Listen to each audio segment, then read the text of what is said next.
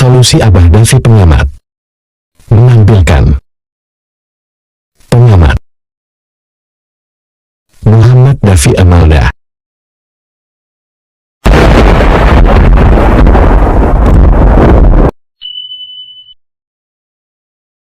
Pernah dengar maling teriak maling?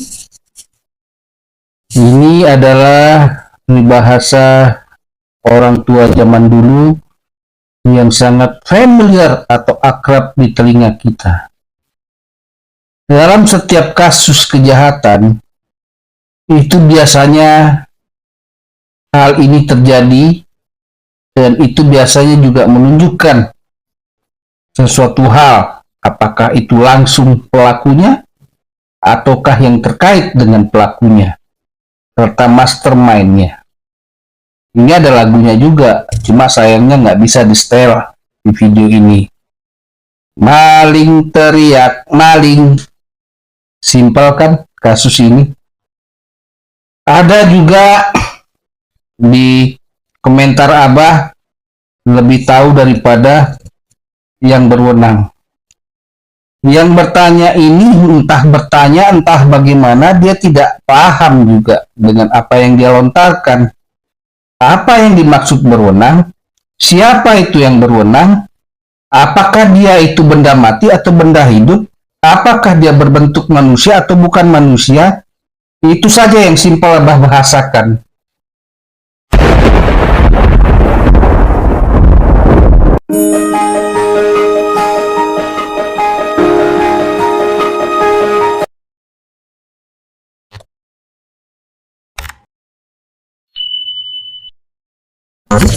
Selamat berjumpa kembali di channel Abah Davi di channel Solusi Abah Davi Pengamat. Oh iya para sahabat Abah, mohon maaf ini bagi yang berkomentar yang bila belum ada gambar profilnya dan juga belum memposting minimal 1 atau 2-3 video. Mohon maaf karena Abah sudah diberi informasi oleh orang YouTube untuk komentar seperti itu tidak ada di komentar video. Mohon maaf bila nanti Abah hapus ya, karena katanya bisa menghambat sesuatu hal, nggak tahu apa, Abah nggak bisa jelaskan. Ya, kita lanjut saja. Sebelumnya Abah ucapkan Assalamualaikum warahmatullahi wabarakatuh. Kita lanjut ke persoalan yang belum tuntas ini sejak dari tahun 2021 lalu. Saat ini Abah mengambil judul siapa sih yang pertama kali menuduh seseorang dan siapa yang dituduh, dimana ini Abah pertanyakan. Mudah-mudahan ini juga bisa membuka jalan siapa sebenarnya pelaku dan siapa nanti mastermind pertamanya, kedua dan pertamanya, karena kemarin Abah sudah buka mastermind yang ketiganya ya. Mudah-mudahan dipaham. Abah sesuai dengan tulisan yang ada di foto, karena Abah teringat bahasa orang tua mengatakan maling teriak maling. Sebelum video ini Abah memposting video yang berjudul jam waktu kematian.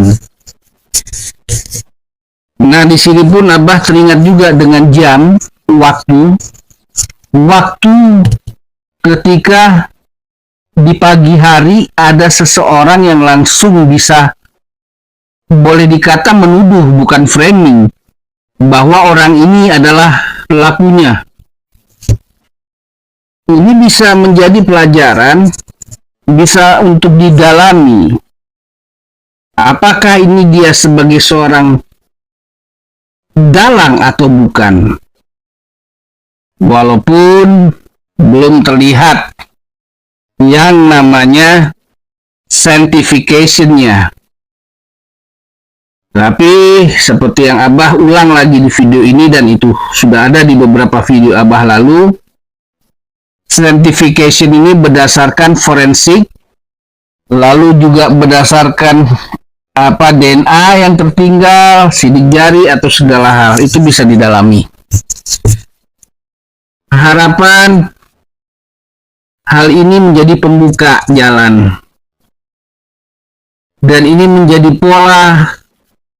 pola yang tidak acak-acakan lompat kiri kanan, karena dari sejak tahun 2021 lalu memang terbentuk yang istilahnya Abah katakan itu sebagai puzzle istilahnya.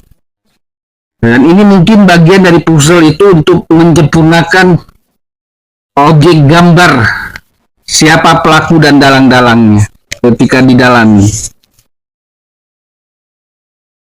Sebetulnya hal ini Abah ulangi lagi dan Abah tidak berubah. Ini simpel. Karena sebetulnya di penyidik pertama pun walaupun ada juga yang namanya oknum, tapi yang namanya TKP ini tidak semuanya rusak. Masih ada pesan-pesan yang tertinggal. Sehingga seorang dokter ahli forensik masih bisa mengetahui, bahkan memberikan petunjuk jalan keluar berdasarkan sanctification, yaitu DNA dari garis keturunan ibu.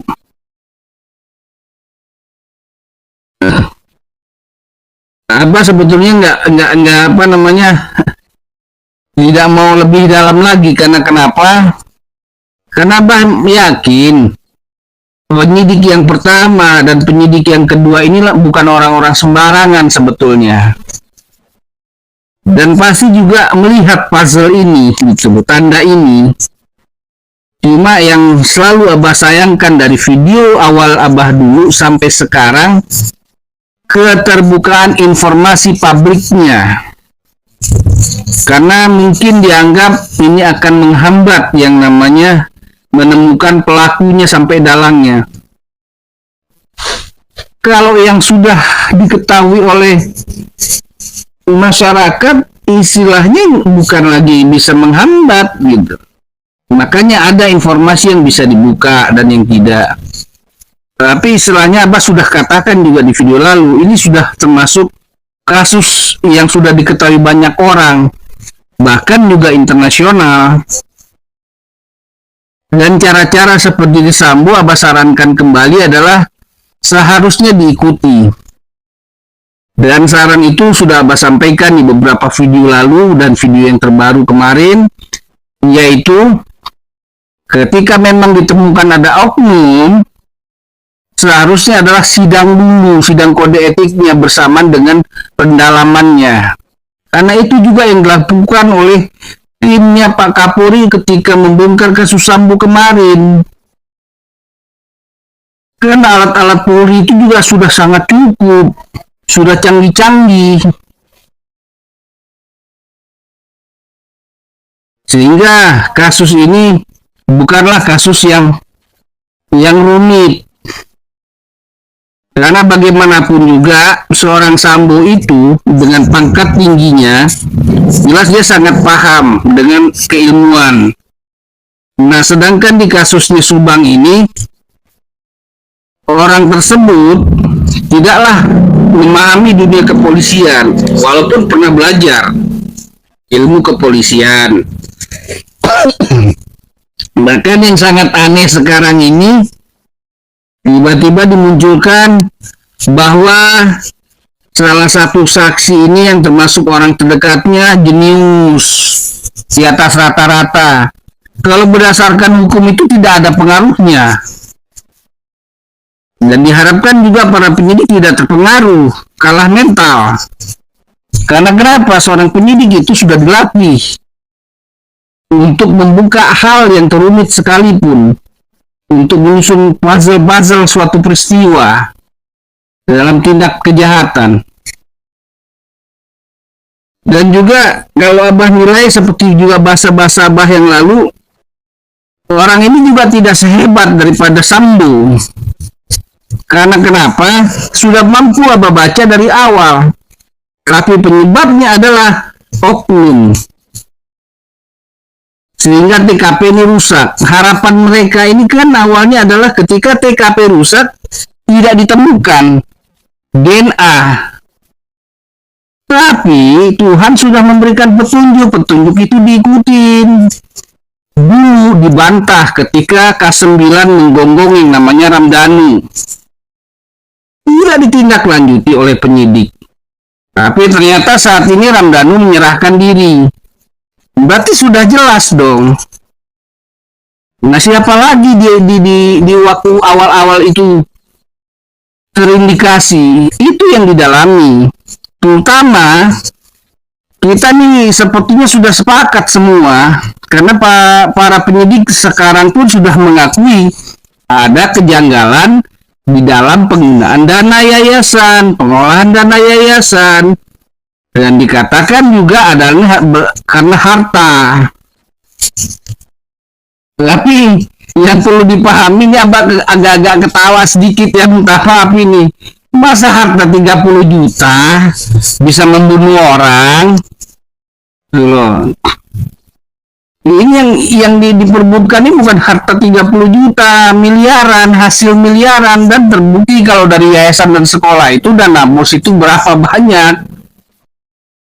30 juta itu cuma pengalihan saja. Makanya di video Abah lalu bertanya, siapa yang pegang dana ini 30 juta? Karena kabar awalnya tidak dibawa dan kabarnya masih ada, lalu tiba-tiba lenyap informasinya kemana. Akhirnya diketahui dana ini katanya ada sama Yoris. Nah, siapa yang ngasihkan dana 30 juta ini? Itu juga perlu didalami. Makanya Abah juga sekarang menyimbangkan lagi dengan judulnya saat ini di video ini. Siapa yang pertama kali menuduh seseorang? Bahkan di pagi-pagi hari di awal-awal kasus itu perlu didalami. Kenapa bisa seperti itu yang perlu didalami? Jadi agak terarah gitu loh. Percaya saja para penyidik, ketika mampu prestasinya itu akan dihargai sekali. Dan mungkin saja akan bisa naik pangkat, bisa naik gaji. Pahami saja itu, karena masyarakat netizen pun akan berterima kasih menghadapi persoalan yang sudah menjemukan ini, dan juga mereka akan memperjuangkan para polisi baik dan menyuruh para polisi nakal jahat itu keluar dari organisasinya. Mungkin itulah yang Abah bisa bahasakan, tolong dicerna lah. Sayang dengan pangkat yang diraih saat ini. Sayang dengan keberhasilannya sudah masuk sebagai polisi. Dan sayang bila kejahatan menang dengan kebenaran. Apalagi sudah ada bahasa-bahasa yang selalu mengatakan kejahatan itu selangkah di depan polisi. Masa sih jiwa kita tidak tertantang? Untuk istilahnya ini bahasa Abah tertantang karena apa? Seharusnya dipunyai. Dia sudah start duluan istilahnya. Kalau kita bisa membuka persoalan ini, berarti kita lebih hebat daripada mereka para penjahat. Seperti itu, simple. Ayo, ini kasus sudah mulai terlihat. Bahkan sudah tidak sekabur di awal-awal kasus tahun 2021. Sudah mulai terlihat gambar-gambarnya, sehingga tinggal disusun saja pasal-pasalnya. Ya, kita para netizen menganggaplah bahwa persoalan 30 juta tadi adalah untuk mengurangi ketegangan dan keseriusan dalam menangani permasalahan kasus ini sejak 2021 lalu. Artinya hiburan. Istilahnya speak up komedi lah. Ya, karena yang diperbutkan itu tidak mungkin 30 juta. Hal kecil itu 30 juta. Karena sudah jelas-jelas setiap pencairan dana BOS, apalagi sudah diketahui fiktifnya, sudah malah tersebut angkanya 1,4 miliar. Masa orang memperbutkan 30 juta kalau ada di depan matanya 1,4 miliar, bahkan bisa lebih loh itu. Jadi gimana ya membahasakan lagi? Heran juga gitu loh. Sepertinya seperti kayak ada manuver-manuver entah di dalam internal penyidik sendiri. Dan juga Abah bahasakan juga pesan Abah yang dekat-dekat sekarang dengan para penyidik itu jangan juga terlalu dipercaya. Itu loh. Jadi tetaplah dengan ilmu keilmuan yang sudah didapat. Yang adalah perlu didalami, ditelaah, dan juga jangan terbuai dengan sanjungan. Karena sudah ada pepatah orang tua mengatakan orang yang suka memuji orang lain tanpa dasar itu biasanya orang yang suka menjerumuskan seseorang itu ke dalam kegelapan. Pahami saja bahasa Abah ini. Yang Abah harapkan dan semua para netizen yang memang betul-betul memperjuangkan yang namanya kedua almarhumah, tidak berpihak kepada A, B, dan C, itu akan berpikiran sama seperti Abah. Bahwa kasus ini siapapun juga yang melindungi itu harus dikenakan hukuman terberat dan bisa secepatnya diselesaikan. Karena masih banyak kasus lain. Masa satu kasus 2 tahun lebih harus tertahan, bahkan sudah masuk di 2024. Udah bulan November, sebulan lagi Desember. Aduh, apalagi ya Abah yang Abah mau bahasakan nih. Aduh deh, liur. Karena sudah banyak sih sebetulnya. Gampang kok membedakan informasi mana yang benar, mana yang tidak, yang hoak dan tidak. Seharusnya itu dipahamin. Nah itu Abah pun sudah berpesan, sudah memberikan saran, dan sudah memberikan solusi. Karena kita mengharapkan ini kinerja. Karena kenapa peluang untuk meraih jabatan lebih tinggi terbuka di depan. Sekian dulu yang Abah bahasakan di video ini. Terima kasih para sahabat yang setia menonton, dan mohon maaf juga ketika nanti Abah hapus karena banyak komentar yang dianggap oleh YouTube adalah spam. Mohon maaf sebelumnya. Terima kasih para sahabat. Waalaikumsalam warahmatullahi wabarakatuh. Sampai berjumpa di video Abah Dafi berikutnya. Bye bye.